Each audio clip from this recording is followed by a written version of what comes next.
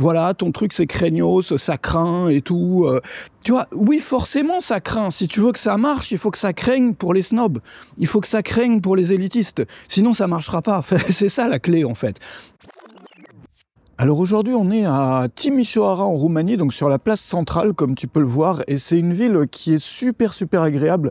Probablement d'ailleurs la ville la plus agréable à vivre ici dans le pays. Et aujourd'hui, on va parler d'élitisme. Alors l'élitisme, c'est cette sorte de malformation mentale, en fait, qui nous fait croire que notre travail n'est pas assez pur. Et parce qu'il n'est pas assez pur, on va pas oser le faire, ou bien on va faire un truc qui va pas marcher derrière, tout simplement pour plaire aux snobs.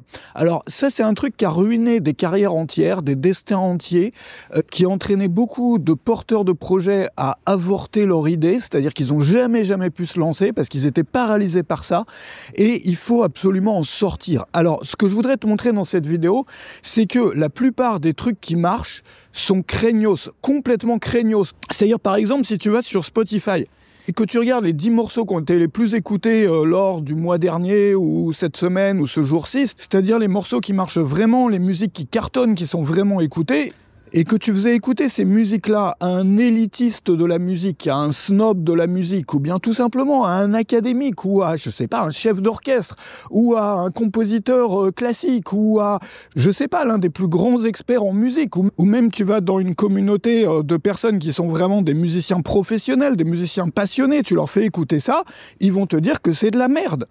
Regarde les films qui ont fait le plus d'entrées cette année, par exemple.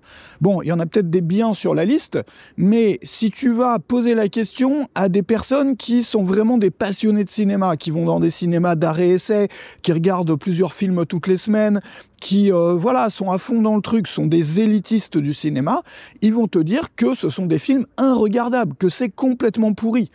Et les choses que eux vont apprécier sont des choses qui typiquement commercialement ne vont jamais marcher. De la même façon que les morceaux de musique que les élitistes ou les spécialistes ou les gens avancés dans le domaine vont apprécier sont typiquement des trucs qui vont jamais marcher. C'est pareil pour les bouquins, c'est pareil pour les vidéos, c'est pareil pour les formations, c'est pareil pour tous les types de produits, pour les objets. On pourrait aussi parler de l'iPhone, qui a été extrêmement critiqué à sa sortie par les élitistes. Je vais t'en parler tout de suite et on va continuer sur le sujet. Juste, je voudrais te dire dans la description, je t'ai préparé, il y a une vidéo privée que je t'ai préparée. Si tu es créateur ou si tu veux te lancer dans la création de contenu, si tu veux devenir formateur, coach ou tu l'es déjà, avec un mode d'emploi pour faire tout ce business-là en 25 minutes par jour.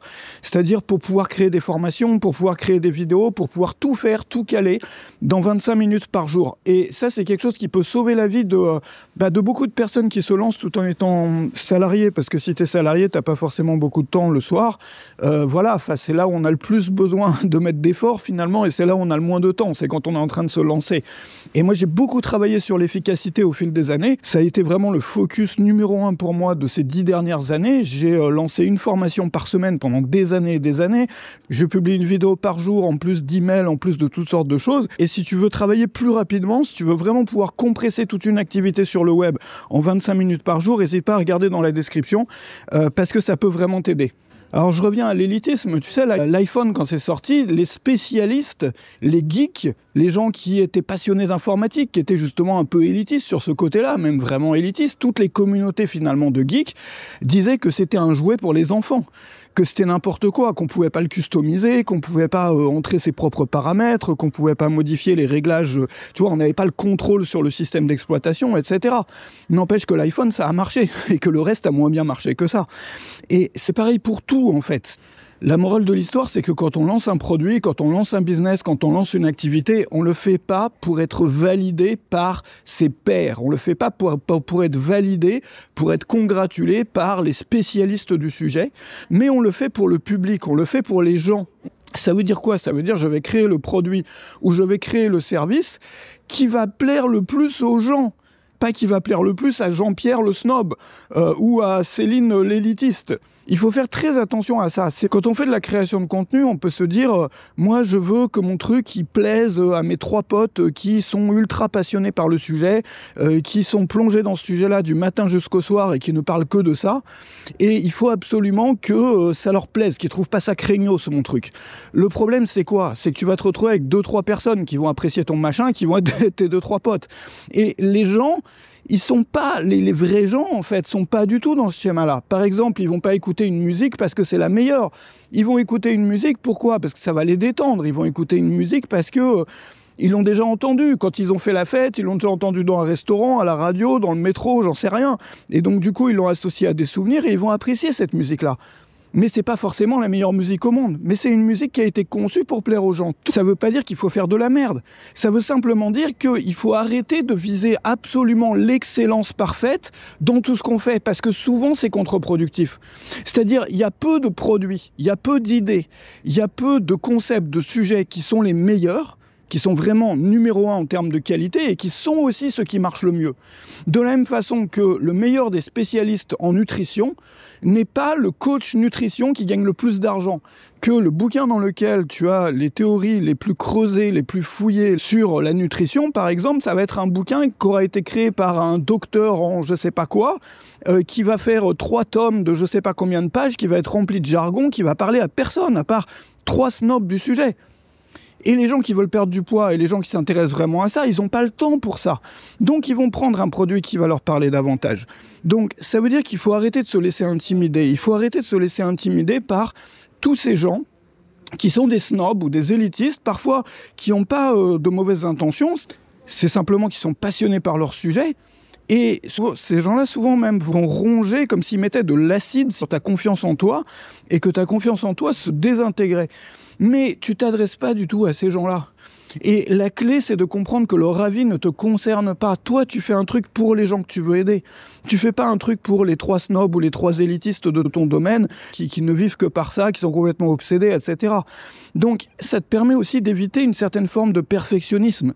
Ça te permet d'avancer beaucoup plus rapidement et ça te permet de mettre beaucoup plus de chances de ton côté.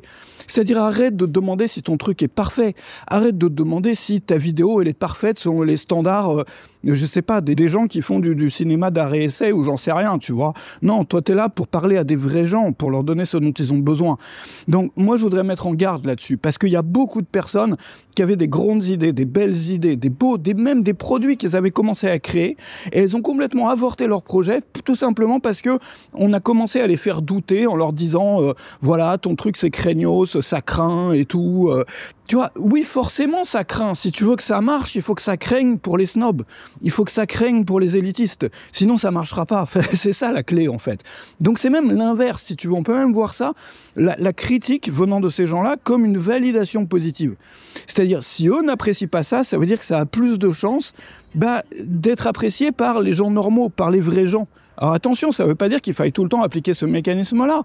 Dans certains cas, nos produits vont s'adresser à des élitistes, vont s'adresser à des gros geeks d'un sujet. Moi, par exemple, je crée beaucoup de contenu, effectivement, pour les geeks de certains sujets. Pour les gens qui sont comme moi, qui sont vraiment passionnés, qui ne pensent que à tel ou tel sujet, c'est-à-dire, par exemple, pour moi, tous les systèmes marketing, etc., toute la journée.